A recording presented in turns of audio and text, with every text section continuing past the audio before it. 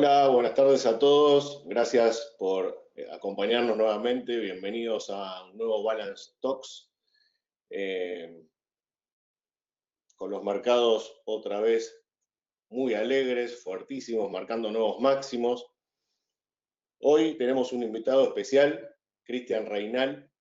Cristian es director de Schroders para Argentina y Uruguay. Cristian, ¿cómo estás? Bienvenido. Gracias por estar con nosotros. Muchísimas gracias a vos, Claudio. Gracias por la invitación. Bueno, perfecto, Cristian. Cristian es un experto, es la segunda vez que tenemos a Schroders acá con nosotros. Por supuesto que vamos a estar hablando de mercados internacionales y qué está pasando en el mundo, ¿no? Principalmente hacia dónde vemos que se dirigen las nuevas tendencias para saber cómo invertir mejor. Y hoy vamos a estar hablando especialmente de disrupción, ¿no? Disrupción son aquellas empresas que de repente irrumpen en un mercado con una manera distinta de hacer negocios o con una tecnología nueva o venderte lo mismo pero de otra forma y de repente se transforman en líderes de mercado y lideran una nueva forma de consumir, en una nueva forma de hacer las cosas. Para mencionar un par de ejemplos clarísimos, uno es Amazon, que un día se puso a vender libros más baratos y con free shipping, y que Barnes & Noble y lo destruyó, y hoy es un monstruo que ya todos conocemos, que vende de todo y hasta da servicio de nube. Y otro, por ejemplo, clarísimo es Netflix, ¿no? Que estaba en los blockbusters y demás, y un día empezó con el streaming y ahora somos todos esclavos de Netflix y de la nueva manera de ver películas, ¿no? Hablábamos con Cristian el otro día de que Disney se avivó de esto y ahora está armando lo mismo, y la acción de Disney ya había reflejado eso. Así que, en fin, hay muchísimos ejemplos, pero creemos que es muy interesante entender, ¿no? Este fondo y esta idea que ahora va a contar Cristian de cómo entender e ir atrás de estos disruptores que son generadores claros de valor para las inversiones. Así que, Cristian, te paso la pelota. Dale. Siempre, acá Cristian quiso introducir algo nuevo, que es una interacción, donde todos ustedes van a poder interactuar con un par de encuestitas durante su charla, pero después vamos a ir, como siempre, a las preguntas y respuestas, tratando de ir al fondo de esta cuestión. Así que, Cristian, bienvenido de nuevo y dale nomás. Un placer, Claudio. Bueno, de vuelta, gracias a vos y a todo el equipo de Balance, a todos los que están acá tras bambalinas. Y agradecerles por la invitación y porque me hicieron zafar del baño de mis hijas. Así que un placer poder conectarme con ustedes ahora a las 6 de la tarde. Hablabas recién de esto de las fuerzas disruptivas, ¿no es cierto? De las compañías disruptivas. Y yo lo que quiero dejar claro primero es saber, fuerzas disruptivas hubo siempre en el mundo y lo que hacen es cambian la manera en que consumimos, nos relacionamos, cambian la manera en que vivimos. Pero hoy es diferente porque estas disrupciones se están dando cada vez con mayor velocidad, ¿no es cierto? Entonces los avances tecnológicos que estamos viendo en sectores como robótica, inteligencia artificial, genética y tantas otras, aceleran, ¿no es cierto?, ese paso de las disrupciones y están convergiendo unas con otras. Entonces, estamos realmente en un mundo que va muy, muy, muy rápido, y entonces la capacidad que tengan las compañías, en primera instancia, como decías, para dirigir esas disrupciones, pero quizás tanto más importante para adaptarse a esas disrupciones o para facilitar esas disrupciones, y ahora vamos a ver algunos ejemplos, es muy, muy importante. Entonces, en este mundo, ¿no es cierto?, de constante cambio disruptivo, hay muchísimo potencial de crecimiento a largo plazo. Y desde Schroders lo que buscamos es identificar cuáles son esas tendencias, esas temáticas, y explotar al máximo, según obviamente cuáles son las compañías que, decíamos, dirigen facilitan o se adaptan a los cambios, poder capitalizar esas oportunidades que se generan. A muchos quizás los inquieta ver tantas disrupciones, a nosotros desde Schroders tengo que decir que nos entusiasma ver estas disrupciones.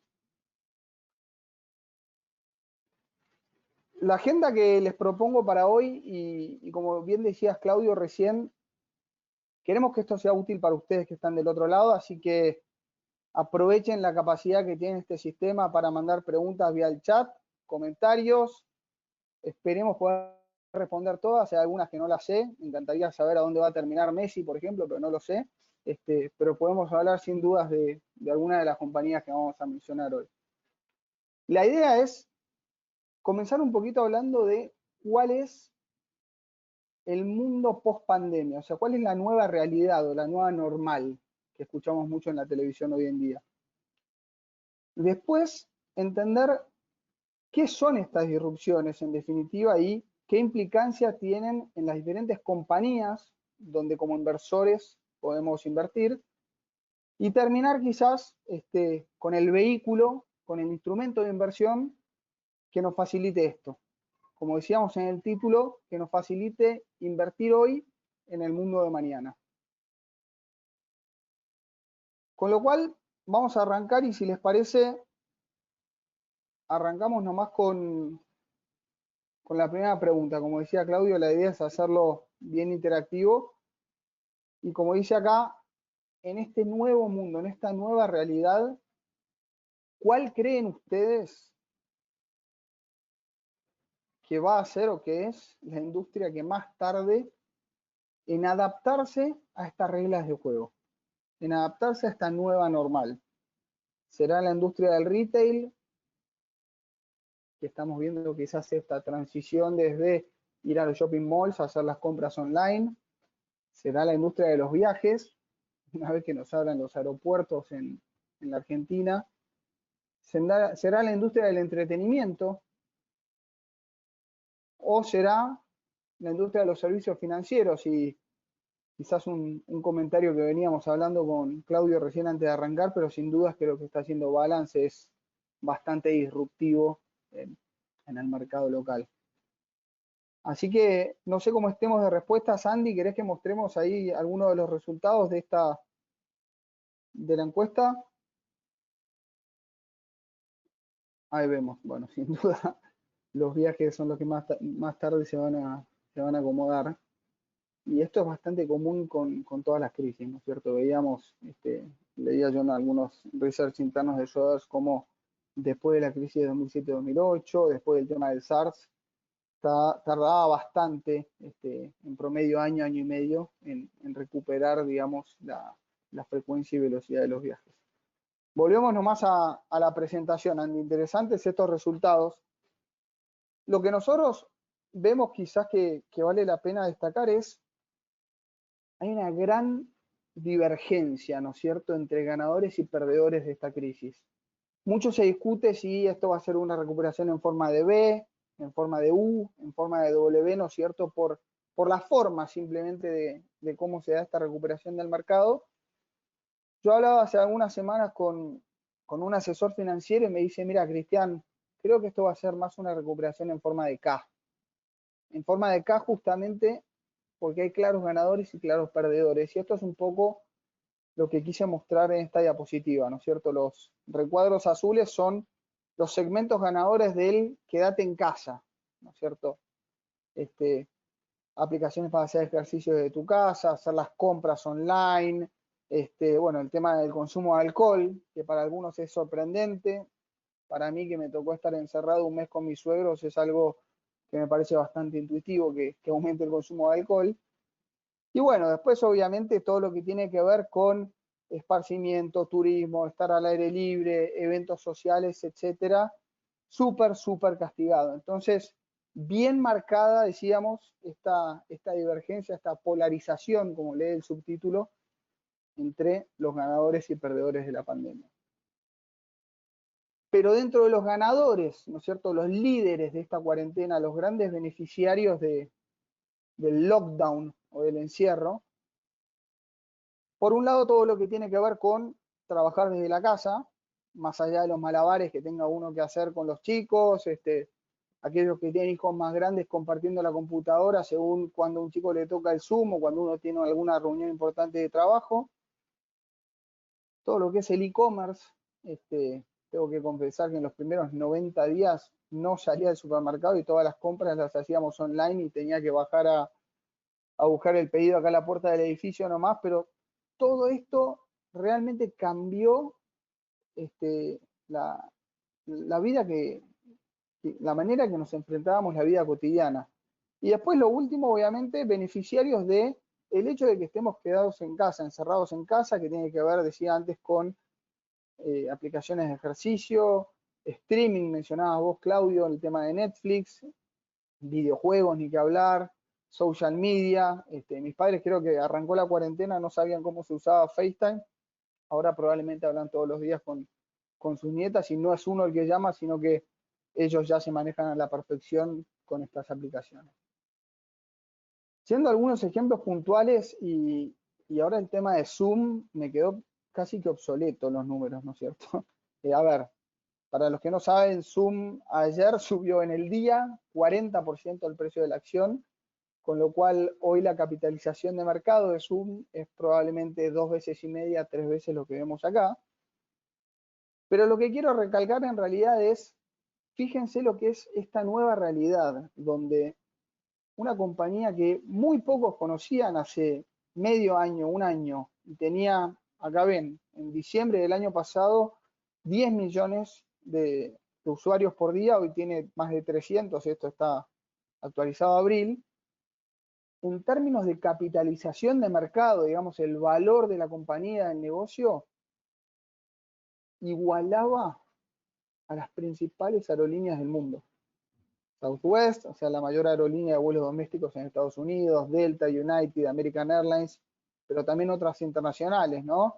IAG, que involucra Iberia, Vueling, British Airways, Lufthansa, Air France, realmente nos muestra cómo cambió el mundo, ¿no es cierto? Cómo una compañía de básicamente videoconferencias supera en cuanto a valor de su negocio a 7, 8 de las principales aerolíneas del mundo.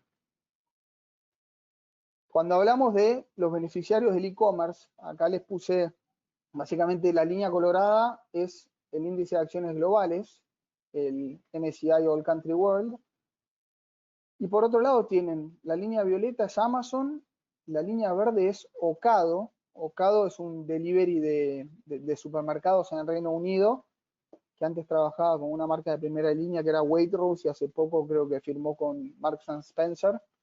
Y la línea celeste es Chewy. Chewy es una marca de cuidado de mascotas. Y lo que quiero mostrar acá es, fíjense cómo la correlación venía siendo bastante similar, si quieren, o incluso peor para algunos de estos nombres, hasta fines de febrero, principios de marzo, y ahí una divergencia fenomenal y obviamente estas compañías beneficiadas por el encierro, por la consecuencia, ¿no es cierto?, de la pandemia, se dispararon ferozmente. Y lo que hay que destacar también acá es que el e-commerce todavía es muy bajo en porcentaje. Yo leí hace unas semanas en Estados Unidos, el e-commerce, a ver, pre-pandemia estaba a niveles del 10%. O sea, el porcentaje de cuánto del retail se compraba de manera online. Estaba en 10%. Y para pasar de 5% a 10% se tomó 10 años. ¿Ok? Se duplicó de 5 a 10% en 10 años. De 10 a 15% subió en 10 semanas. Con lo cual, esta velocidad, ¿no es cierto?, de los cambios o de las disrupciones se está acelerando muchísimo, pero decía, queda mucho camino por recorrer. Miramos los números de China, por ejemplo, son el doble. Y esa es quizás una de las razones por las cuales China o Asia emergente en general salieron bastante airiosos, si se quiere, de esta cuarentena o de esta primera oleada de contagios de la pandemia. Y el tercer segmento que hablábamos es el segmento del esparcimiento, ¿no es cierto? Hablabas recién, Claudio, de Netflix, que lo vemos ahí con con la línea verde. Activision es una empresa de videojuegos. Activision son los creadores de Call of Duty, para aquellos más bélicos, los de Candy Crush, para los que se la pasaban en el subte o en los viajes a la oficina jugando, Angry Birds, etcétera. Y bueno, Facebook obviamente una compañía súper reconocida de mensajería instantánea o social media en general. Y de vuelta vemos lo mismo, ¿no es cierto? Una quizás divergencia brutal en lo que fue la recuperación de febrero, marzo a esta parte. Y si bien, si bien hubo una aceleración muy pronunciada, lo que hay que destacar es algo de esto ya se venía dando, digamos. Si uno habla de Netflix, hablabas vos, Claudio, recién, uno venía escuchando, ¿no es cierto?, de diferentes series, tenés que ver esta serie, tenés que ver aquella otra. Se venía hablando hace rato y venía creciendo el viewing, ¿no es cierto?, de los usuarios, pero bueno, se duplicó si lo comparamos con el año pasado, con lo cual, si hay algún mensaje para resaltar de esta pandemia es, bueno, quizás adiós a la televisión tradicional y empezar a entender cómo le va a impactar eso al modelo de negocio de diversas compañías. Y vos bien mencionabas, Claudio, el tema de Disney con el lanzamiento de Disney Plus. Entonces yo creo, quizás como cierre de esta primera parte, me parece que hay una transformación tecnológica, me parece más interesante decirlo, adopción de diferentes tecnologías por parte de consumidores, por parte de compañías, que se dio a la fuerza, pero aceleró en realidad, yo creo que la pandemia aceleró una tendencia que ya se venía dando. Y voy a poner una diapositiva que parece medio colgada, pero me parece muy interesante quizás para invitar al diálogo después o hacer como disparador de algunas preguntas, y es, a ver, con todo esto hubo un furor, sin duda, por las compañías tecnológicas, y hoy las 5 compañías, las 5 FAMAG, ¿no es cierto? Facebook, Apple, Microsoft, Amazon y Google, representan más de la quinta parte del Standard & Poor's 500. O sea, más del 20% del Standard & Poor's 500, siendo que representan únicamente 5% del PBI norteamericano. Entonces, sí, hay una tendencia fenomenal, sí, hay una oportunidad muy interesante para los inversores, pero tengamos cuidado, ¿no es cierto?, respecto de la concentración que podemos ver en algunos nombres y empezar a mirar también un poquito debajo de la superficie qué otras oportunidades puede haber para los inversores. Comencé recién, ¿no es cierto?, en vez de hablar de las disrupciones, hablando directamente de cuál va a ser el nuevo mundo post pandemia, porque esta pandemia fue quizás la disrupción más emblemática de nuestro tiempo, ¿no es cierto? Así que, Andy, por favor, vamos a la segunda pregunta. Y siendo que esta pandemia es una disrupción, lo que quiero preguntarles ahora es, dentro de 2 años, si pudieran imaginarse, ¿no es cierto?, hacia adelante, ¿qué cosas creen que van a estar haciendo menos que lo que están haciendo hoy? O sea, ¿cómo esta pandemia como fuerza disruptiva va a impactar sus costumbres? ¿Van a trabajar menos desde casa? ¿Van a viajar incluso menos de lo que estamos pudiendo viajar hoy? ¿Van a ejercitarse menos? Quizá muchos de ustedes aprovecharon para empezar a hacer ejercicio. ¿O van a hacer menos online shopping y van a salir un poquito más a recorrer vidrieras y caminar la calle? No sé cómo venimos de respuestas, Andy, pero si querés cerremos a ver cómo está la tendencia. Menos trabajo desde casa. Bueno, no los culpo. La verdad que a mí también esto de trabajar de casa me resultó un desafío importante. Menos viajes, eso se escucha mucho más que nada en lo que es viajes corporativos, ¿no es cierto? Si algo aprendimos de esta pandemia, me parece, es que no hace falta viajar al otro lado del mundo para tener una reunión con un colega cuando la podemos hacer por Skype o por Zoom, y cuidar un poquito los números de la compañía. bien por ustedes los que se están ejercitando, y bien por ustedes los que quieren hacer menos shopping online. Ahí la pregunta es si van a hacer menos shopping en general o si simplemente, como decía, van a salir un poquito más a la calle. Pasamos de vuelta a la presentación, Andy, por favor. Decíamos que las fuerzas disruptivas, digamos, hoy están convergiendo las diferentes tecnologías, cada vez más acelerado el proceso de nuevas tecnologías, y esto es lo que les queremos mostrar acá, ¿no es cierto?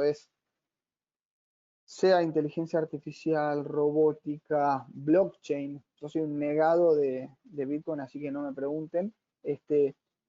Pero vemos lo que se llama Moore's Law, ¿no es cierto? Que básicamente dice que la velocidad, ¿no es cierto?, de los procesadores se duplica cada 2 años. Y a mí me gusta mostrarlo con otro ejemplo muy, muy gráfico. A ver, los primeros 50 millones de usuarios de la electricidad aparecieron en 46 años, en un lapso de 46 años, desde que apareció la electricidad hasta que llegaron a 50 millones de usuarios. Los primeros 50 millones de usuarios de la televisión aparecieron en 22 años. Se aceleró bastante más rápido. Los primeros 50 millones de usuarios de Internet en 7 años. De Facebook en 4 años. De Pokémon Go, ¿se acuerdan esto que decían que la gente iba con el teléfono buscando huevitos, mascotas, no sé lo que era? 19 días. En 19 días aparecieron los primeros 50 millones de usuarios de Pokémon Go. Entonces lo que queremos mostrar acá en realidad es el crecimiento exponencial de la adopción de nuevas tecnologías, que tiene que ver con todo esto, ¿no es cierto? Con las disrupciones, con la comunicación, con cómo están las tecnologías invadiendo, ¿no es cierto?, la vida cotidiana, y un poquito de ese famoso FOMO, ¿no es cierto?, fear of missing out, de si alguien tiene esto, yo también lo quiero tener y quiero saber de qué están hablando, etcétera. A ver, esto parece más un título de película de Star Wars, ¿no es cierto? Las fuerzas disruptivas están entre nosotros, sin duda, y están en el universo de inversión también, pero con variados niveles de intensidad. Entonces, aquellos sectores donde la disrupción está más marcada, más fuerte, sectores como, bueno, retailing, decíamos recién, automotrices, vamos a hablar después un poquito de los autos eléctricos, telecomunicaciones, software, farmacéuticas, sectores donde las fuerzas disruptivas están, pero quizás en menor medida, salud, tabaco, tecnología más en hardware, comida, energía, vamos a hablar quizás también de energías renovables, y sectores donde las fuerzas disruptivas están en menor medida, pero de a poco empiezan a acelerar: real estate, seguros, sector de servicios, etcétera. Entonces, como decía al principio en la introducción, me parece que es muy importante recalcar que esto no se trata de el sector tecnológico, no, esto se trata de todo el ámbito, toda la realidad que nos rodea. Entonces hay que tener la cabeza bien, bien abierta para poder identificar lo que llamamos acá disruptores, enablers o facilitadores, aquellas compañías que mejor se adaptan, y evitar quizás esos de la derecha que decimos, aquellas empresas o compañías que reniegan de la nueva tecnología y después quedan obsoletas. Bien mencionaba Claudio el tema de Amazon, ¿no es cierto? Amazon allá por el 97 vendió su primer libro, en el 2000 dijo quiero ser una tienda online, y después lo que todos conocemos, ¿no? Vino Amazon Prime, vino Alexa, vino la Kindle de los chicos, y cuando te quisiste dar cuenta, Amazon ya superó a Walmart, siendo el retailer más grande del mundo. Entre los facilitadores, me parece que Samsung SDI, que vendría a ser la rama de procesadores, hacen baterías de litio, me parece que es un facilitador muy bueno para lo que es, vamos a ver de vuelta el ejemplo puntual de los autos eléctricos. Compañías que se adaptan, bien mencionaste Walt Disney, y un ejemplo de una compañía que se negó a la disrupción muy, muy importante me parece Nokia. Nos comentaba el equipo del fondo, nos dijo, mira, Cristian, Nokia, cuando lanza el Nokia 1100, aquel famoso teléfono, vendía la misma cantidad de teléfonos de aparatos móviles que lo que vendió Apple cuando lanzó el iPhone 6. Obviamente Apple lo hizo 10 años más tarde, ¿no? Pero Nokia no quiso entender que el negocio no eran los teléfonos celulares, eran los teléfonos inteligentes. Entonces, cuando Android le dijo a Nokia, quiero hacer un partnership con vos, Nokia dijo, no, no, la verdad que no, muchas gracias. Y se me ocurre ahora mientras hablo, se me viene a la cabeza BlackBerry, por ejemplo, que quizás hace 10 años todos trabajábamos con BlackBerry porque estábamos cómodos con el teclado de la computadora en el teléfono pensando que mandábamos mails más rápido, y Apple y Steve Jobs se dieron cuenta de que si te enfocas en el consumidor, quizás en vez de mandar un mail tecleando rápido, lo puedes dictar o puedes mandar un audio mucho más fácil. Siendo algunos ejemplos, a ver, yo no soy ningún experto en lo que refiere a la diabetes, pero cuando me hablaron de Dexcom, la verdad que quedé sorprendido. O sea, Dexcom es una compañía que lo que hace es un monitoreo constante de la glucosa, del azúcar en sangre de las personas, y básicamente no tenés que pincharte nunca más, tenés una aplicación en el teléfono, te pones un parchecito en la panza e incluso te puedes bañar con eso, te dura semanas antes de que puedas cambiarlo, con lo cual básicamente cambió completamente el sector, el segmento, ni que hablar, me encantaría escuchar, ¿no es cierto?, la experiencia en primera persona de una persona con diabetes que ya no tiene que pincharse de manera constante y que incluso el teléfono le puede tirar una alarma cuando está durmiendo, cuando está haciendo cualquier cosa, decir, cuidado que el azúcar en sangre está bajando o está subiendo mucho. Y el otro punto muy importante, por lo cual en un momento de pandemia esta empresa se vuelve muy relevante, es que obviamente los diabéticos son un grupo de riesgo.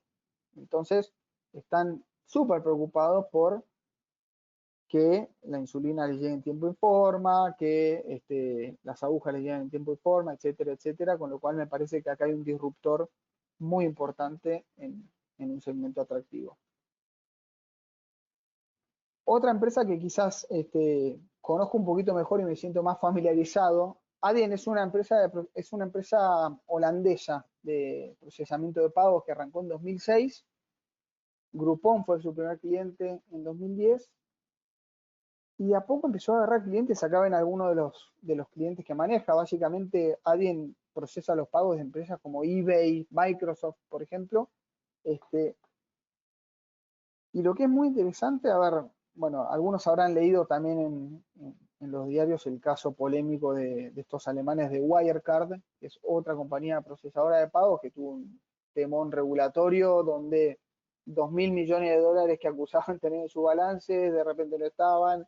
Pero bueno, el caso es que una empresa como Adyen hoy lo que está haciendo es aprovechando la caída de un rival y agarrando muchos de esos clientes que tenía, marcas como Aldi, Lidl, que son supermercados en Alemania muy grandes, pero me parece que esto de lo que habla es de una fintech, ¿no es cierto?, que aprovecha esta tendencia que vemos de desintermediación, ¿no es cierto?, de que cada vez hacen falta mayor agilidad para que negocios locales o negocios más chiquitos puedan procesar pagos de manera más rápida.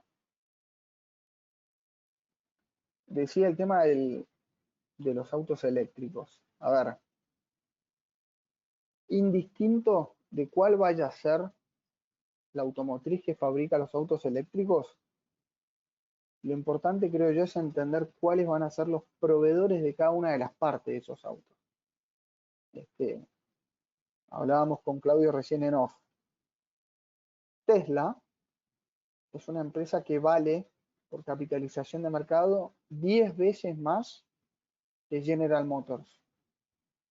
Sin embargo, en 2019 Tesla vendió 10 veces menos autos. Ustedes me dirán, bueno, Cristian, pero hacia adelante creemos que Tesla tiene la tecnología, lo tiene Elon Musk, puede vender mucho más. Perfecto.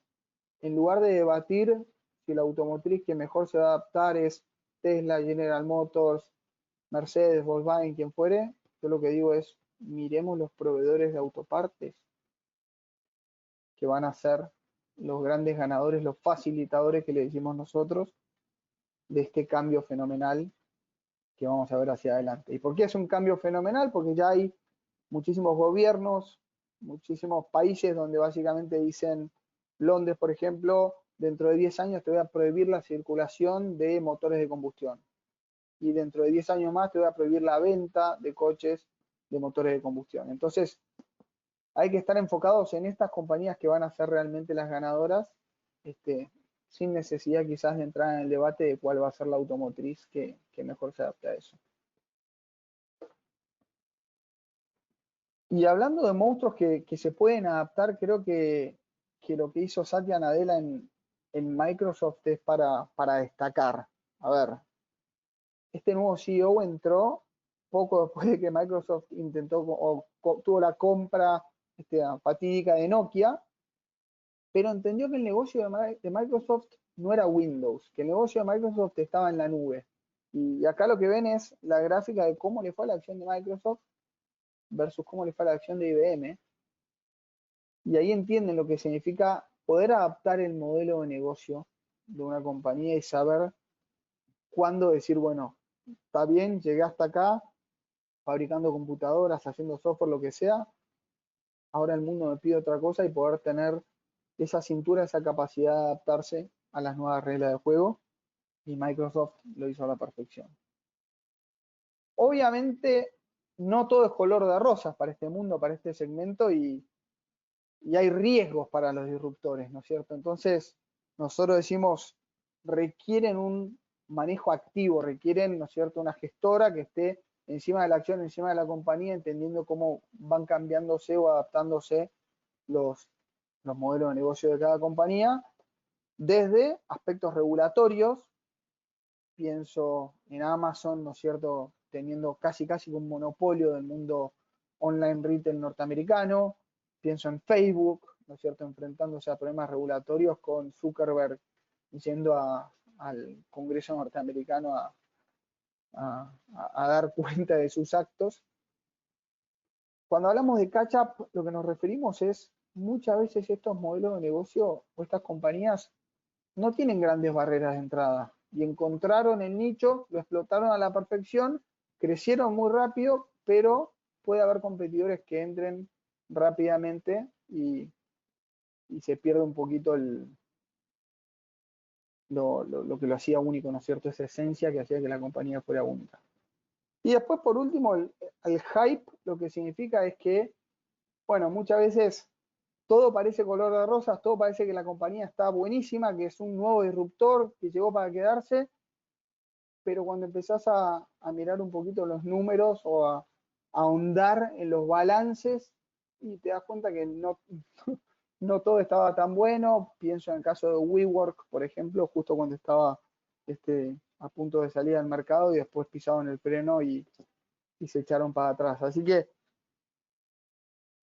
es un segmento súper interesante esto de los disruptores, de los facilitadores, identificar las temáticas que se vienen, pero hay que proceder con cautela y saber que sin duda hay riesgos, como los hay en cualquier parte o en cualquier segmento cuando hablamos de inversiones. Así que no quiero extenderme demasiado, Claudio, quizás a modo de resumen lo que decíamos recién, ¿no? Entender que no se trata únicamente de encontrar a los unicornios, estas compañías disruptivas que encontraron un nicho y lo explotaron a la perfección, sino también encontrar cuáles son compañías que pueden facilitar esto o competidores que se pueden adaptar bien y evitar esos deniers que no entendieron cuál es la nueva realidad que se los lleva puestos. Bueno, qué sé yo, muy interesante, Cristian. La verdad que este tema es, para mí, uno de los temas principales para estar mirando a la hora de invertir, ¿no? ¿Cuáles son las compañías que irrumpen en un mercado y lo rompen directamente y entienden una manera nueva de hacer las cosas, ¿no? Y hay varias preguntas acá muy interesantes, pero por ejemplo es muy difícil contestar porque no es solamente tecnología, sino es ideas, ¿no? Por ejemplo, también hablábamos de un gran disruptor es Nespresso, por ejemplo, que te vende el café de otra forma. Y te vende el café, no sé, 10 veces más caro que la bolsa de café del supermercado, pero en el mundo de hoy te entregó la capsulita que vos la pones en la cafetera y terminaste, y tenés un café riquísimo, le echás leche y ya está. Y eso lo terminás pagando. Y es impresionante lo que hizo Nespresso, no tiene nada que ver quizás con lo que entendemos como tecnología, como el caso de Amazon o Netflix, que es otro tipo de tecnología. Ahora, Absolutamente. mi pregunta es, contanos un poco cómo hacen, vamos a hablar un poco del fondo, ¿no? Del fondo de Bien. Schroders, que a mí me pareció interesantísimo traerlo a la mesa, el management, ¿no? Del fondo, cómo hacen el equipo de análisis, analistas de inversiones y demás, qué características tiene y cómo hace para entender esta dinámica y cuáles van a ser los Netflix o los Nespressos o los Amazon y cuáles van a ser los WeWork, viste que no funciona, o los Uber que no sé dónde va a terminar, ¿verdad? Mm. Contanos un poco eso, porque es obvio que todos queremos decir, a ver, vamos a encontrar a los disruptores que ojalá, ¿no? Bueno, a ver, el próximo disruptor es listo, le pongo unas fichas ahí, seguro que voy a ganar el 1000%, pero eso no es. Entonces, ¿cómo manejan eso? Contame esa dinámica, porque eso es lo más interesante de acá, ¿no? Como Sin duda, sin duda. el Sí, man, digamos. el que pierde en el casino no te la cuenta nunca, Claro, básicamente, ¿no? Bueno, quizás primero acá les voy a dejar 10 minutos a todos para que lean los disclaimers y que no venga compliance a retarme después. Este, a ver, te cuento. Básicamente, yo te decía, hay algunas temáticas o algunas tendencias que seguimos. Quizás primero como subdividir el mundo y decir, bueno, ¿cuáles son estas tendencias que a nosotros nos interesan, nos llaman la atención? Yo tengo que confesar, Claudio, que me subí a algunos de los balance talks previos que tuviste y me gusta ver, por ejemplo, a ver, yo escuchaba a unos amigos, ex colegas, hablando de cómo real estate ya no es casas y departamentos y shopping malls, sino real estate es torres de 5G, data centers, ¿no es cierto?, donde se guardan todos los datos de la información, los mails que nos estamos mandando todos en este nuevo tema que llamamos de la digitalización. De la misma manera,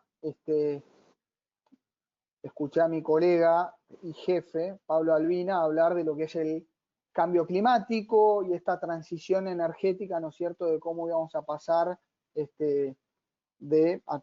no sé, por la presión de la Convención de París, etcétera, etcétera, de quemar combustibles fósiles y generar greenhouse gases a energías renovables. Bueno, todos estos subtemas, el transporte, decíamos recién, la automatización, impresoras 3D, o sea, ahí podemos hablar días de esto. Estos 9 subtemas a nosotros nos dicen, bueno, es por acá. Estas son las industrias donde tenés que buscar oportunidades, donde tenés que buscar estos unicornios o tréboles de 4 hojas.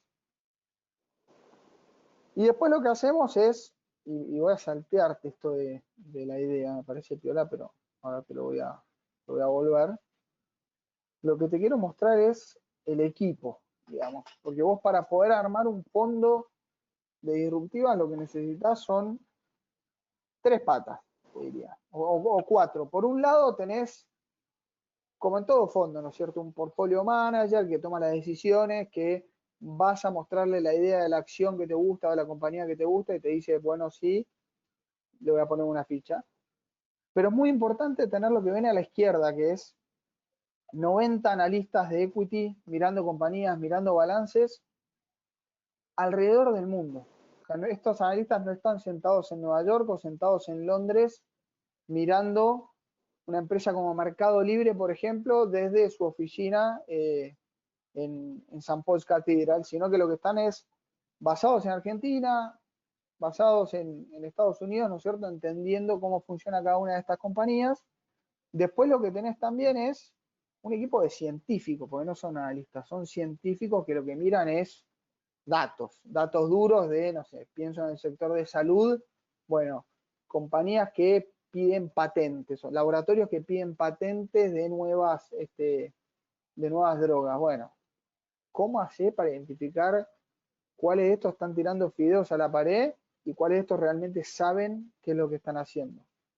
Y en última instancia, la cuarta pata que me parece muy importante para estos unicornios es, nosotros tenemos un equipo de private equity. ¿Por qué? Porque muchas veces cuando esta compañía sale al mercado, el negocio ya se hizo, ¿no es cierto? Estás tarde, si la compañía ya hizo la IPO, estás tarde. Entonces, esto es lo que necesitas, digamos, esta es la cocina que hace falta para poder manejar una estrategia así. Un portfolio manager que lidere las decisiones, un equipo global, un equipo de analistas más cuantitativos, si querés, y gente del sector de private equity que cuando la empresa se hace pública y la acción empieza a cotizar en bolsa, que vos ya sepas de antemano de qué se trata. Qué interesante que es eso de este tema de private equity, ¿no? Porque ahí es donde se encuentran oportunidades, y este tip, ¿no? De 90 personas, analistas buscando oportunidades. ¿Cuántas compañías tiene el fondo? O sea, ¿cómo manejan la cantidad de compañías? Y sobre todo, también, ¿cuánto del fondo es de private equity? ¿Se entiende la pregunta? Digamos, del total del fondo, ¿cuánto va a estas compañías que son más apuestas tempranas? Perfecto. A ver, mira, el fondo lo que busca es ser un fondo relativamente concentrado, ¿no es cierto? Vos en definitiva le estás pagando un gestor para que te intente identificar cuáles son esas joyitas del mercado. Entonces vamos a tener normalmente entre 75 y 100 acciones dentro del fondo sobre un universo invertible, si querés, de 3.000 acciones que te pueden parecer interesantes. Es muy importante mencionar que, a ver, siendo un fondo UCITS, que se denomina, que son estos fondos domiciliados en Luxemburgo, con liquidez diaria, transparentes, donde todos los meses vos le tenés que decir al regulador hasta el último centavo dónde estás invirtiendo, no tiene posiciones en private equity, digamos, en empresas que no coticen en bolsa. Ahora bien, esta misma pregunta que me hiciste vos, se la hice yo al portfolio manager y le dije, bueno, podemos buscar algún vehículo donde, no sé, 20, 25, 30% del fondo sea private equity. Y ahí te metes en un terreno complicado porque ya no le podés garantizar la liquidez diaria al inversor final. Y nada, es un tema a debatir. Lo que es muy interesante, sin embargo, y a ver, creo que puse alguna diapositiva acá atrás, es, si bien no son compañías privadas, tenemos una porción buena del fondo, supo ser 20%, ahora está más cerca del 10%, en lo que llamamos la incubadora. O sea, estas son todas compañías con una capitalización de mercado de menos de 10.000 millones de dólares. Pero a nosotros nos gusta decir por ahora, menos de 10.000 millones de dólares por ahora. Y ahí vas a ver nombres, bueno, Globant, vas a ver JD Sports, que es una empresa de indumentaria deportiva, digamos, que vale la pena aclararlo. Cuando China estaba en full lockdown, este era uno de los pocos que todavía estaba haciendo delivery con sus carritos automáticos. Beyond Meat es una compañía norteamericana, creo que lo que está haciendo es, a ver, viendo el impacto climático del consumo de carne, está diciendo, bueno, ¿qué podemos hacer para ayudar en esta transición? No sé, Trainline, pienso, estoy mirando ahí, es una aplicación para fijarte cuáles son los momentos en los que la demanda por boletos de tren es más barata y poder comprar cuando vos quieras. Eso cuando estaba viendo en Londres lo hacía, era un placer. Te ibas a la otra punta de Inglaterra por 2 mangos.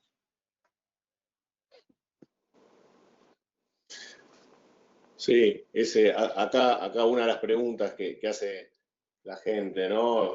Es ¿qué ejemplos y acá se está contestando sola en parte, ¿no? ¿Qué ejemplos así de empresas de mercados emergentes?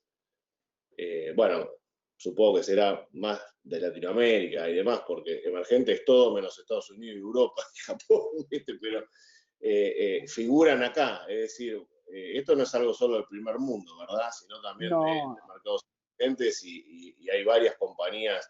En la previa mencionábamos, por ejemplo, hay dos argentinas, o que arrancaron en Argentina, como Globant y Mercado Libre, ¿no? Mercado Libre también está. sí, sí, sí, sí.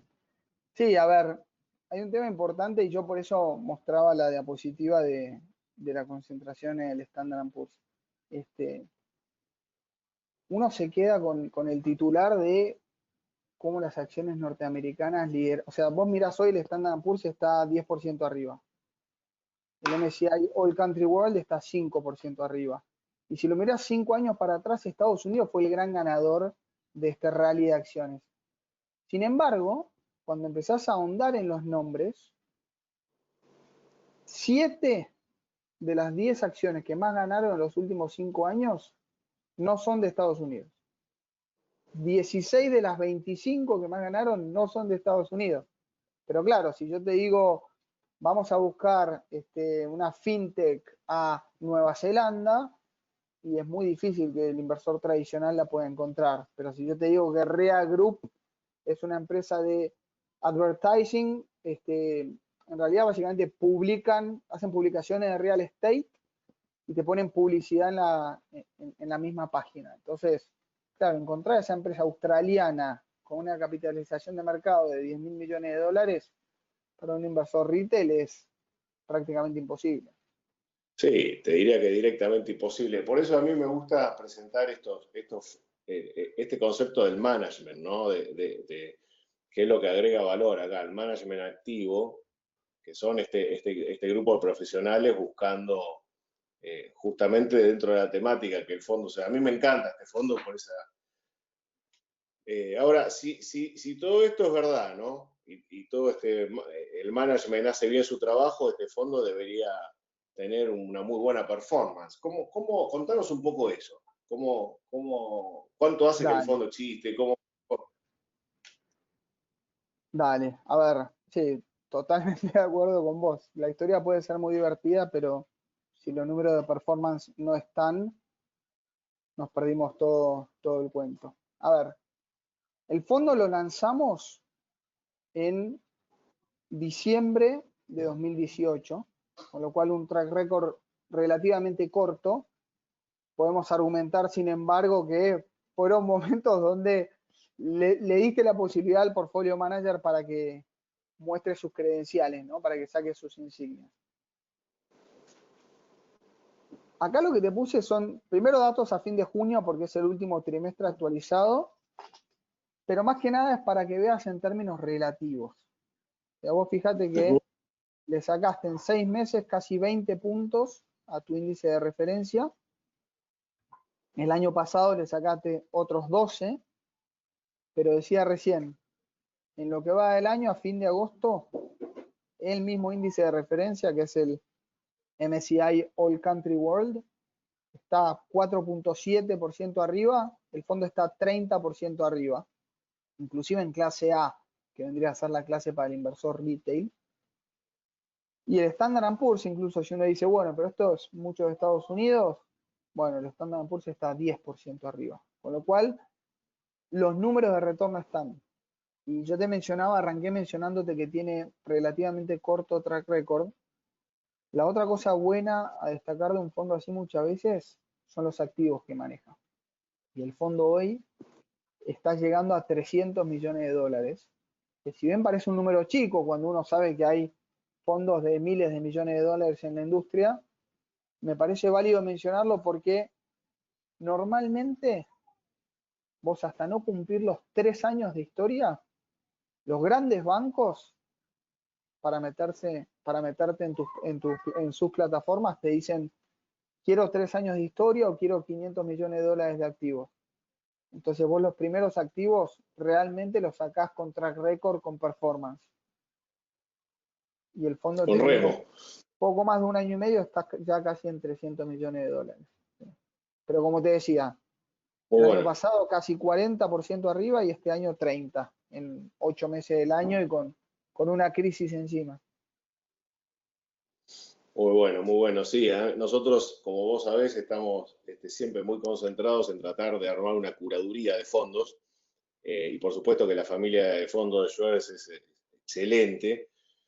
Pero bueno, este fondo, en conjunto con el fondo de energía, de transición energética que presentó tu, tu, tu jefe, ¿es? Pablo, Sí, se señor. podría decir. Pablo Albina, que realmente a mí me fascina eso porque es uno de los desafíos más grandes de nuestra era, ¿no? El tema del cambio climático. Eh, este tema de que somos 6.500 millones de personas viviendo en el planeta, y en el año 1900 éramos 2.000, o sea que en los últimos 120 años más que se triplicó, es todo un desafío. Y cuando uno mira la historia, porque bueno, Pablo es un estudioso del tema, ¿no? Nos contaba la evolución, ¿no? En el tema energético, que pasamos el ser humano pasó a usar la madera, a usar el carbón, el petróleo, y ahora a una gran velocidad se está empezando a usar energías renovables, que son fundamentales, porque si no vamos a hacer que la Tierra explote directamente. Sí, sí. Bueno, te cuento una infidencia. Mira, nosotros en realidad, que habla un poquito de la génesis de este fondo. Nosotros tenemos un equipo que se llama, el equipo le denominamos Global Transformation Range. O sea, básicamente sacamos un conjunto de fondos que invierte en cada una de estas temáticas que decías vos, ¿no es cierto? Transición energética, el cambio climático, salud y todo lo que estamos viendo ahora con Healthcare Innovation, Smart Manufacturing con las impresoras 3D, etcétera. Bueno, un fondo de real estate también, ¿no es cierto? Hablando de cómo las ciudades ya no dependen de los países, sino que son metrópolis globales. Pero es como que cada uno de los fondos se enfocaba en una temática específica. Y lo que nos dijimos nosotros al equipo es, bueno, necesitamos un fondo más amplio que invierta en las tendencias globales. Y justamente lo que hicimos fue, bueno, agarremos un fondo, ¿cómo le ponemos? Salieron con el nombre de Global Disruption. Y el jefe de todo el Transformation Range, el jefe de el head de Global Thematics Equities en Schroders, quedó como Head Portfolio Manager del fondo de disrupciones porque de alguna manera toca todas estas temáticas que estamos viendo y como bien decías vos, quizás la de transición energética creemos que va a ser, si no es la más importante o la más incipiente, dentro de 5 años veremos si podremos debatirlo por qué no lo fue. Sí, yo veía, ya lo comentamos en otros Balance Talks, ¿no? Uno trata de entender siempre hacia dónde va el mundo para alocar sus inversiones correctamente, porque lo que pasó para atrás ya no importa. Lo que importa es lo que viene para adelante. A mí no me importa lo que vale Amazon o lo que le pasó los últimos 10 años a Amazon, me importa lo que le va a pasar los 10 años que vienen para adelante, ¿verdad? Y uno tiene la sensación, ¿no? Que esas compañías que fueron disruptoras en su momento, ahora ya son negocios que ya están establecidos y que pueden seguir creciendo porque las tendencias están, pero también a estas valuaciones y siendo tan grandes pueden tener riesgos de regulatorios y demás que dan un poquito de miedo. Cuando otro de los que participó de estos balance talk, yo siempre lo digo, Víctor Arakaki, nuestro colega de Morgan Stanley, mostró una diapositiva donde diapositiva ya medio viejo, ¿no? No voy a decir filmina tampoco mejor, pero bueno, un grafiquito donde mostraba que en cada década hubo un asset class que claramente fue el ganador de esa década. Estamos empezando una nueva década. La década pasada fueron las grandes empresas así disruptoras tecnológicas como Amazon, Netflix, Facebook. ¿Cómo ves vos para esta década hacia adelante, ¿no? Sí. ¿Qué pensás vos que va a ocurrir? ¿No? Que estás ahí en esto, ¿no? El corazón de la disrupción Sí. Mira, vos vas a sentir que yo te ¿quién pateo, podría venir por el lado de la energía, ¿no? vos vas a sentir que yo te la pateo afuera, pero yo te voy a decir que las empresas que van a ser las ganadoras de la próxima década todavía no existen. Este, y, y hay un dato muy interesante que mostrábamos nosotros y es, o que vemos internamente y después lo podemos compartir con los asesores de Balance para que lo manden a los clientes. Básicamente te muestra cuánta historia tiene una compañía que pertenece al Standard Poor's 500. O sea, ¿cuánta historia tenés que tener para ser de las 500 más grandes de Estados Unidos? Históricamente, eso era compañías con 50, 60 años de historia, marcas reconocidas, ¿no es cierto? Pienso en esa famosa matriz, ¿no es cierto?, que veíamos en la administración de empresas en la universidad y decís las vacas, ¿no es cierto?, las empresas establecidas que ya tienen sus márgenes, tienen su market share, quiero decir, sus marcas reconocidas. Y ahora el promedio de edad de una empresa en el Standard Poor's 500 ya es menos de 10 años. O sea, vos pensás en empresas como Twitter, Facebook, bueno, nombres que decíamos antes. AIDE, en esta procesadora de pagos, súper interesante, procesa, creo que era 160.000 millones de euros por año, arrancó en 2006. Después sí, hablas de, no sé, Samsung, SDI o Texas Instruments, y son compañías más antiguas, pero las compañías nuevas, estos disruptores, son compañías que aparecen de un momento a otro y es muy difícil encontrarlas. Ahora, yo estoy con Pablo en cuanto a, y para los que no estuvieron en la presentación de Pablo, lo que contaba él es que para hacer frente a los objetivos establecidos en la Convención de París de incrementar únicamente 2 grados la temperatura global versus los niveles preindustriales, hacen falta inversiones en todo el segmento, generación de energía, storage, distribución, etcétera, por 120 trillion dólares. Si no me olvido ningún cero, creo que es 120 billones, le diríamos nosotros en español, de dólares. Con lo cual, ahora que se habla mucho de ESG, inversión responsable, etcétera, no se trata de ser buenos con el medio ambiente, se trata realmente de querer ganar plata. Entonces, si van a venir 120 billones de dólares al segmento de energías renovables, bueno, mejor tener un pie ahí adentro, ¿no? Mejor tener parte del portafolio ahí invertido. Sí, totalmente. Y acá hay una reflexión también sobre una pregunta, en realidad, de un cliente, pero me lleva a mí una reflexión de lo que veníamos hablando, ¿no? La pregunta es, ¿Alibaba no le parece la empresa asiática más disruptiva de los últimos 10 años en Asia? Y la respuesta puede ser, después te voy a dejar a vos, sí. Pero yo me acuerdo que hace poco, unos meses, cuando todavía no teníamos el coronavirus, así que, bueno, capaz que fue hace un año, recibí una revista de bancos que siempre recibo y había todo un ranking de bancos mundial. Y nosotros que vivimos siempre en el mundo donde los bancos líderes del mundo eran JP Morgan, Goldman Sachs, Citibank, bueno, ya no me acuerdo. Ninguno de esos figura como Deutsche Bank, ¿no? Barclays. Sí, Los 4 primeros o los 4 o 5 primeros son chinos. Ahí CBC entre ellos y además, ya ni me acuerdo, pero me choqueó, viste, ver porque hay un dominio en el tema financiero total de los bancos chinos sobre los bancos del resto del mundo que nosotros todavía creemos y esto nos pasa en todos lados, nos está empezando a pasar prácticamente across the board. Sí, a ver, te cuento, estoy completamente de acuerdo con la pregunta o el comentario que te hicieron.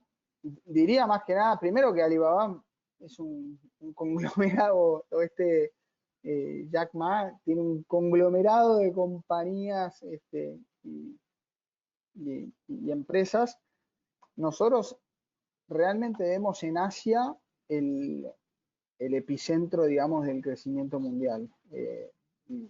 Y yo ya le digo la tesis de las 4 M's. O sea, vos en Asia lo que tenés es, por un lado, una clase media fenomenal en ascenso que empieza a sacar la cabeza abajo de la tierra. O sea, el asiático ya no es el agricultor. Ahora el asiático vive en las ciudades, quiere viajar, quiere estudiar, que vendría a ser como la segunda M, que vendría a ser la M de las metrópolis, ¿no es cierto? Vos en Asia tenés más de 100 ciudades con al menos 1 millón de habitantes.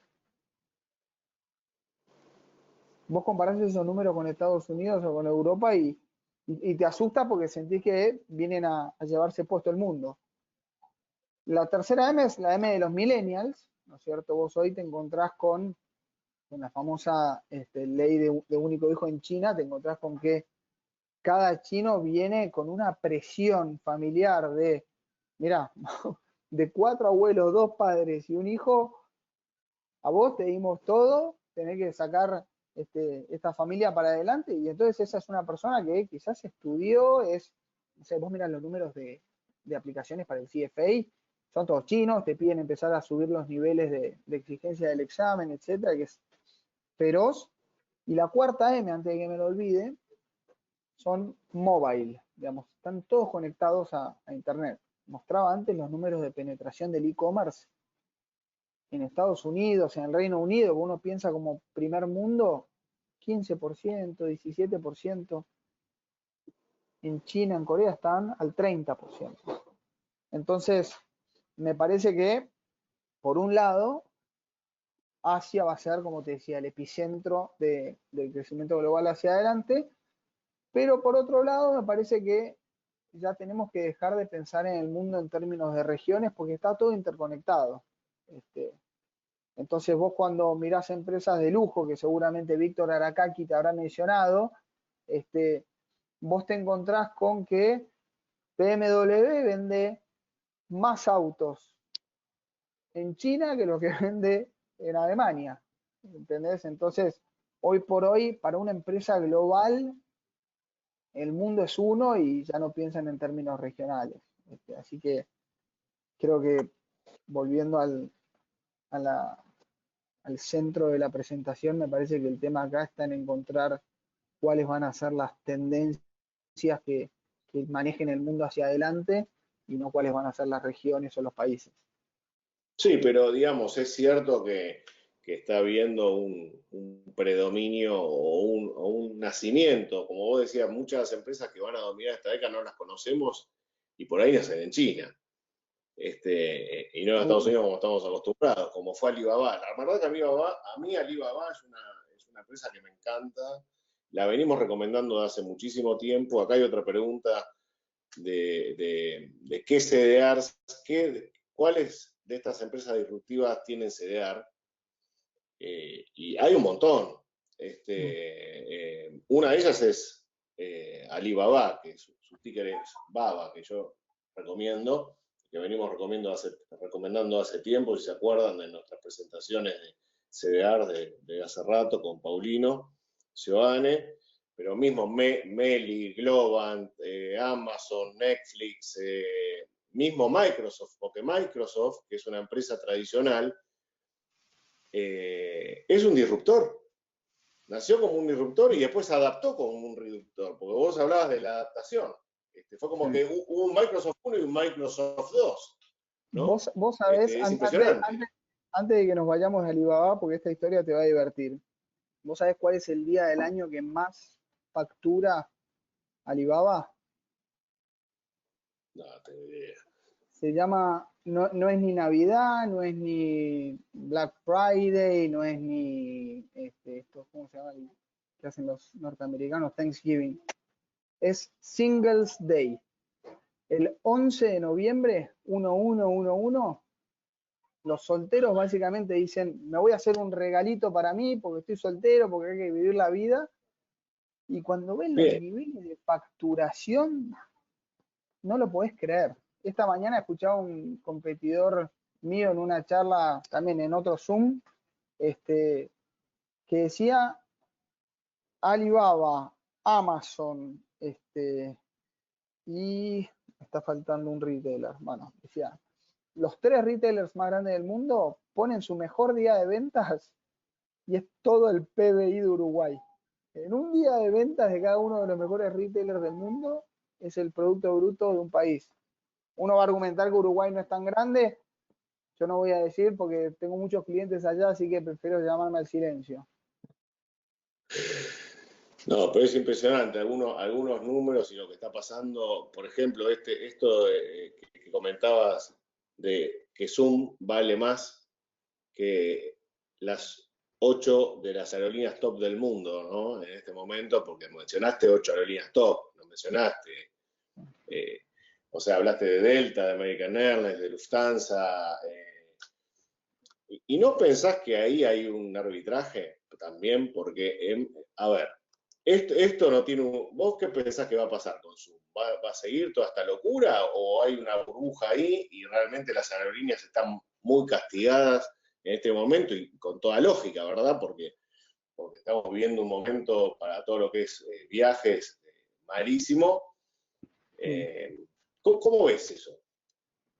Porque también está el trade, ¿no? De decir, che, guarda, ¿no le tirás una fecha a Delta Sí, o a sí, sí, Lufthansa sí. hoy? Porque, Sí, a ver, a ver, hoy leía que están tratando... ¿Cuál es el problema del viaje? Que cada vez que vas a un lugar te que hacer cuarentena. Entonces digo, bueno, me voy a, no sé, Francia, ¿para qué me voy ahí? Si tengo que estar cuarentena, cuando termine la cuarentena me tengo que volver. Pero hoy leí que estaban ya avanzando con tests en el momento, de mira, manera tal que vos te podés poner el test antes de entrar al avión y cuando bajás y llegás al otro destino y no tenés que hacer cuarentena. Entonces, si eso funciona, sí, sí, sí. se caen las cuarentenas y empiezan los viajes de vuelta y no le tirás una ficha Sin a duda, las... sin duda. A ver, o seguir metiéndole plata a su... no, hay muchísima tela para cortar. A ver, quizás lo primero es, yo creo que hay un potencial enorme de recuperación. O sea, si bien ahora estamos viendo que aumentan los contagios en Europa y se viene quizás una segunda oleada, lo que creemos nosotros en Roders es, esta primera oleada te permitió, primero, preparar el sistema médico, no vamos a hablar de Argentina, pero preparar el sistema médico y entender cómo tienen que ser las cuarentenas, con lo cual decimos, ante una eventual segunda oleada masiva, no tenés que hacer confinamientos restrictivos a nivel general, sino puedes hacerlos mucho más targeted.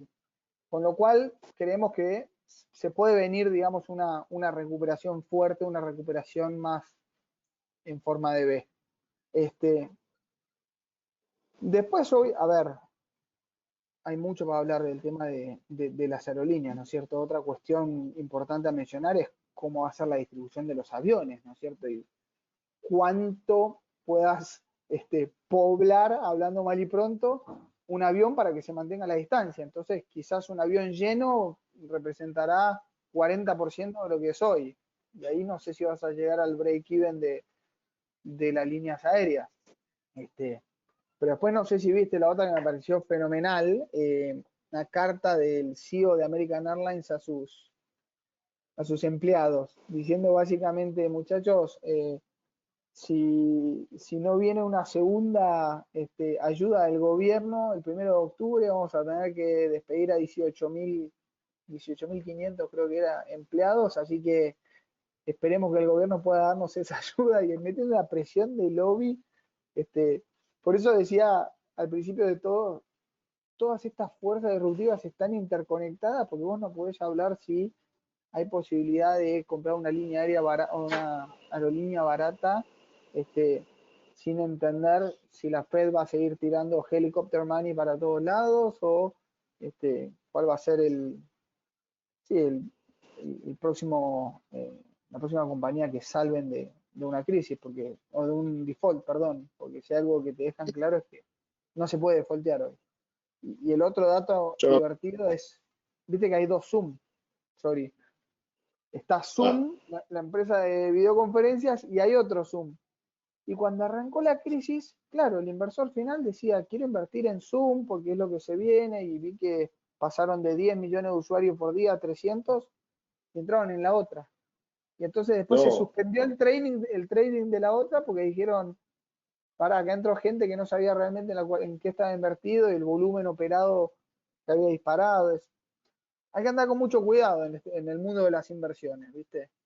sí, totalmente. Por eso a mí me gusta recomendar este concepto del management activo, ¿no? Donde no solamente está bueno que hablemos de compañías y veamos ejemplos de disrupción y demás, pero a mí me parece fundamental el tema del management activo, ¿no? Poner atrás de una estrategia a expertos que están analizando el tema por nosotros, porque nadie tiene el tiempo y menos, bueno, imagínate, con la velocidad que cambian las cosas hoy, es prácticamente imposible, así que es muy importante eh, seguir este management activo para mí. Hay muchas preguntas de si se puede invertir desde Balance, por supuesto, o sea, todo el que tiene cuenta en Balance puede invertir en el fondo, pero hay preguntas, ¿cuál es el mínimo de inversión? Eh, la moneda Sí, de inversión, el rendimiento de los últimos 12 meses ya lo vimos, que es impresionante, realmente Cristian, la verdad, felicitarlos a los managers de parte mía porque es increíble. El perfil de inversor es un inversor de largo plazo. Estas son inversiones a mínimo 3, 4 años, pero valen la pena porque es invertir atrás de donde va el mundo y realmente lo que paga, ¿no? Al final del camino. La moneda de inversión es el dólar, el mínimo, no sé, eso son mil cosas, dólares. mil Nosotros en dólares, el mínimo de sí $1000 se por el puede invertir desde Balance, así que eso al que le interesa lo puede hablar con su asesor de inversiones para que le explique el detalle. Bueno, en fin, acá hay una pregunta que siempre surge también, ¿no? Y que vos hablabas de BlackBerry en un momento, que en su Sí, momento fue un gran disruptor, enorme disruptor. Fue como quizás el número, el primero o el first mover en los smartphones. Sin embargo, duró poco. El BBM, me acuerdo, estábamos todos con el BBM, ¿no? sí, sí, sí, sí. Nació desde lo corporativo y después vino Apple y se lo comió con el WhatsApp. Y ahora el dueño del WhatsApp es Facebook. Entonces Facebook tiene Facebook, Instagram, WhatsApp y sabe todo lo que decimos, hablamos, escuchamos, porque yo ya hasta dentro de poco voy a pensar en algo y Facebook y Instagram me lo va a ofrecer. Este, ¿Cómo ves este tema? ¿No? Es heavy, ¿no? El tema no sé, es decir, por un lado hay un valor enorme en esa Sí. información y por otro lado hay un riesgo de regulación muy grande, ¿no? Porque ya eh, entre la red social y lo bueno que es comunicarse, pero el riesgo de perder la privacidad es total, ¿no? O sea, uno ya, los Sí, algoritmos están todo el tiempo entendiendo qué es lo que hablamos, escuchamos, escribimos y nos están bombardeando, ¿no? sí. A ver, yo soy un optimista incurable y para mí todo lo que implique mejorar la calidad de vida, no tengo problema. A mí si Instagram me quiere recomendar cambiar el auto porque vio que estoy buscando una camioneta y ya me queda chica porque tengo dos hijitas y ¿cómo se dice? Los asientos de atrás están ocupados.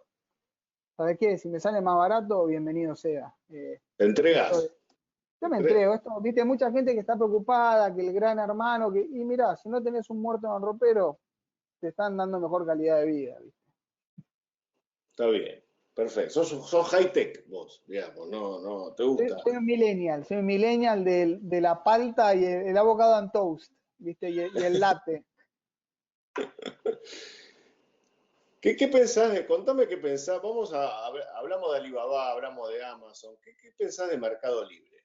Porque es impresionante lo que hizo el amigo Marco Galperín, ¿no? Es extraordinario, es un argentino, es un ejemplo que nació acá en Argentina, es una empresa que es un lujo y no para de subir y no para de crecer y no para de ser usada, porque con esta cuarentena, yo no tengo los últimos números, pero Impresionante. Yo estoy, eh, acá mientras hablas estoy buscando porque lo tenemos entre los, a ver, entre los mayores overweights del fondo y cuando miramos los números de performance, obviamente fue de los que más contribuyó a- al performance en lo que va del año, a pesar de que, como te decíamos, es un fondo súper diversificado, con más de 75 nombres. Yo creo que Mercado Libre, si bien creció muchísimo, muchas veces los clientes, viste, te dicen, bueno, pero aumentó no sé cuánto por ciento en los últimos 12 meses, se tiene que dar la vuelta. Y vos cuando mirás Mercado Libre, opera mayormente en América Latina y el nivel de penetración del e-commerce en América Latina todavía es muy bajo. Entonces, me parece que tiene todas las de crecer y seguir ganando. A ver, que se puede repartir el mundo o el mundo. América Latina, por ejemplo, con Amazon, el día que Amazon desembarque fuerte o incluso con una Alibaba, sí, no hay ningún problema. Pero mientras haya mercado para todos, bienvenido sea. y es como que recién empieza esto, ¿no? Porque muchos, qué sé yo me acuerdo en la época de los shoppings que empezaron a hacer estragos en los comercios normales, digamos, que estaban a la calle, que yo, ahora los comercios normales sobrevivieron de determinada manera, pero los shoppings fueron claramente ganadores, y ahora le pasa lo mismo a los shoppings con el e-commerce. ¿Cómo Sí. ves esa dinámica? Y a ver, Cuando vaya el virus, cuando la gente pueda salir, ¿va a volver a los shoppings? Porque somos, los seres humanos somos seres sociales también, ¿no? Y nos gusta ir y ver y pasear y tocar. Y no es lo mismo la experiencia de comprarte un suéter o un pantalón por la computadora que ir y probártelo, tocar la tela, en fin, la sensación que eso genera, ¿verdad? sí. Y a ver, hay que ver cómo salimos de esta cuarentena como sociedad. Yo te digo, yo sí, yo voy a volver al shopping, mi mujer no vuelve más. Y es muy divertido lo que decías de tocar la tela, probarme el pantalón y demás. Vos cuando mirás los números de compañías como Zara, H&M, etcétera, muchas veces el gran costo de ellos es la mercadería de vuelta. Porque lo que hace la gente, lo que hace alguien como mi mujer y la manda al frente, es en vez de ir al shopping para ver qué talle es, te hace el pedido online y te pide los dos talles, y se lo prueba en casa, y te devuelve el que no quiere. Claro. Entonces, no sé, yo creo que va a haber no sé, me decían el otro día, estaba discutiendo con un colega internamente y me decía, bueno, mira, el uso de cuchillo y tenedor como para alimentarse se dio después de una pandemia también. Dice, la gente se empezó a contagiar muy, muy fuerte y dijo, bueno, en una de esas es que estamos compartiendo la comida, tocando con nuestras manos, agarramos cuchillo y tenedor.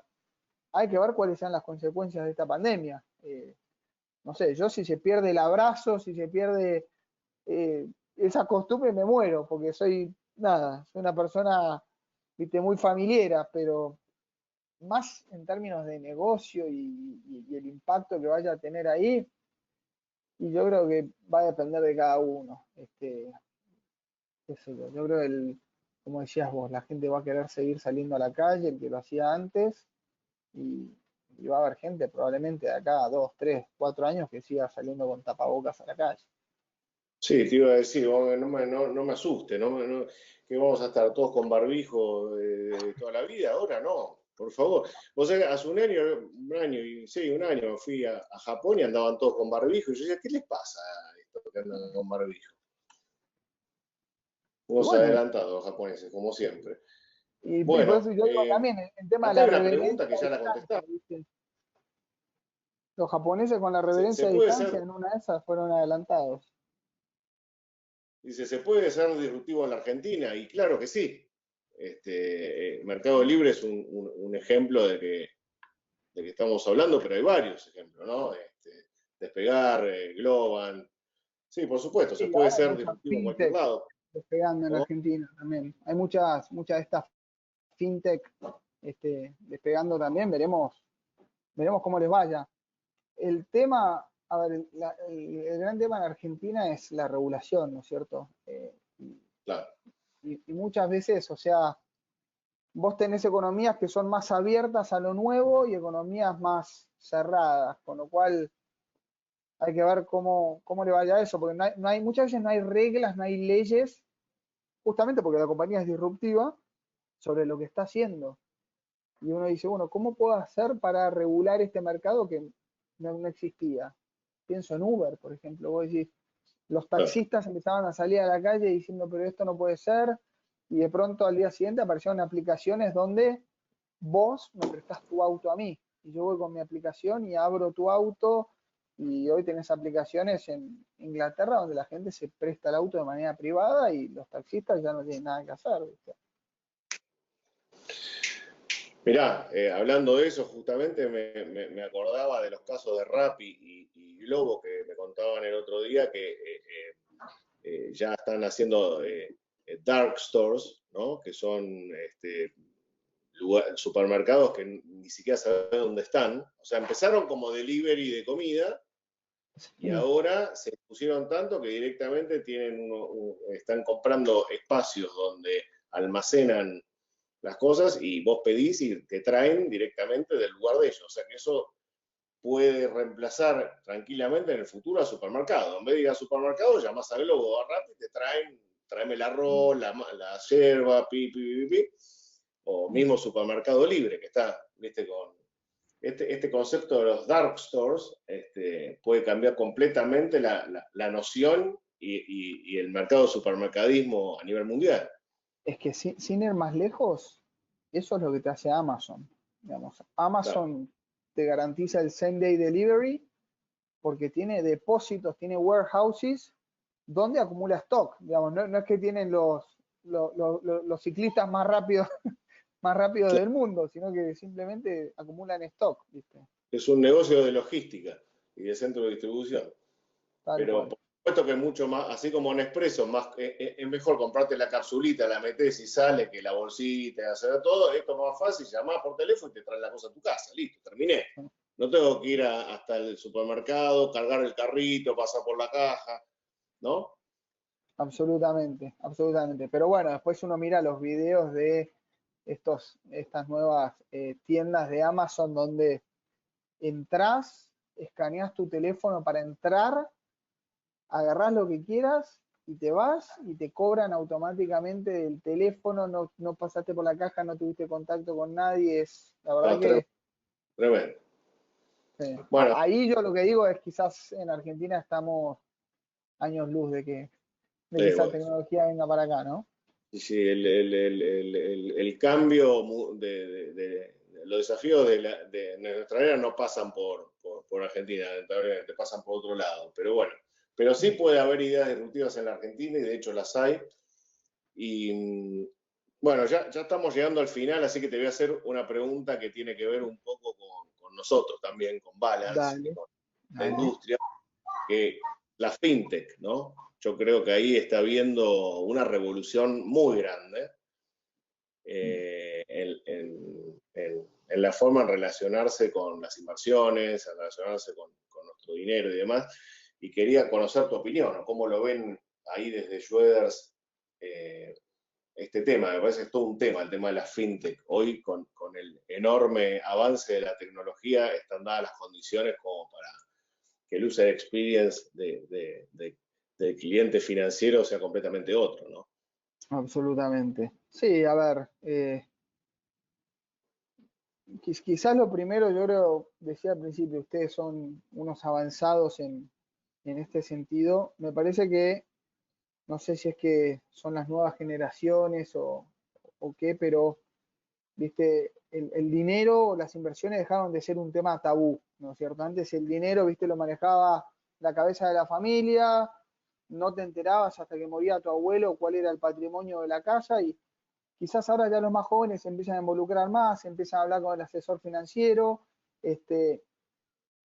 o sea, hoy tenés todo al alcance de la mano, ¿no es cierto? Antes era leer el diario para entender qué compañías iban bien o mal, y ahora tenés alertas que te llegan al instante de cómo le está yendo a tal o cual compañía.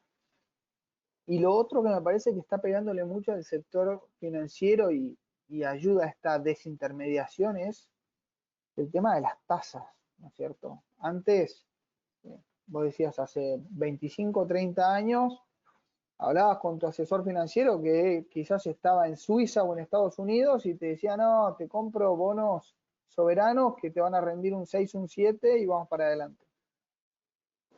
Y hoy, a ver, hace pocas semanas, una compañía norteamericana, High Yield, como le decimos, o W, sacó un bono, emitió un bono a 10 años pagando una tasa de 2.9. Entonces, cuando la tasa es tan poca, ya empezás a hacer un poquito más, le sacás punta al lápiz y decís, bueno, pará, si tengo que pagar esto de bienes personales, esto de ganancias, esto se lleva a mi asesor financiero, uy, bueno, y te empezás a involucrar un poquito más. Y no sé, empiezan a aparecer cosas como esto del person to person lending, qué sé yo, para mí ahí todavía hay muchísimo, muchísimo por crecer y son las empresas más innovadoras, más ágiles, las que van a ganar en esta carrera, y los grandes bancos me parece que, por desgracia para ellos, tienen toda la de perder. O ya la marca del banco, vos hablabas, Citibank, Deutsche, JP Morgan, Goldman Sachs, y quizás yo a mi viejo le digo, no, tengo mi cuenta en VS o tengo mi cuenta en PICT, y para él representa algo. Y yo le digo, yo tengo mi cuenta con Martín Sánchez Bazán de Balance. Me dice, ¿y a dónde está la cuenta? Hoy la tengo vía StoneX, mañana la paso a Pershing porque me gusta más el modelo de Pershing, después la muevo a Credit Suisse, pero mi cuenta está con Martín. Entonces, me parece que ahí es donde está la gran diferencia del cambio generacional, si querés. Así que, nada, adelante y éxitos en esta travesía de ir ganándole margen mercado a los grandes bancos. Bueno, Cristian, un placer, la verdad, esta charla. Los felicito a vos, mandale saludos a Pablo también. Realmente el trabajo que hace en Schroders es excelente, es impresionante. Estos fondos a nosotros nos encantan y nos estamos tratando de recomendar a nuestros clientes con visión de largo plazo, no siempre, pero creo que es la manera de invertir. La única manera de invertir es estratégicamente a largo plazo, entendiendo cuáles son los desafíos de nuestra era y entendiendo este fenómeno que vos destacabas recién, ¿no? De que estamos en un mundo de tasa cero, con tremendas emisiones monetarias y tremendos déficits fiscales que se vieron ampliados aún más por esta pandemia, así que hay que entender para dónde va la cosa, ¿no? Me parece que eh, pensar la inversión estratégicamente con estos fondos y con vuelvo a destacar, ¿no? El tema del management activo me parece fundamental y ustedes lo hacen muy bien. Así que muchas gracias por tu tiempo, muchas gracias por estar y gracias a todos de vuelta por participar en un nuevo Balance Talks y nos vemos el miércoles que viene. Un abrazo Dale. grande. Gracias, Claudio. Gracias a todos. Hasta luego. Chau.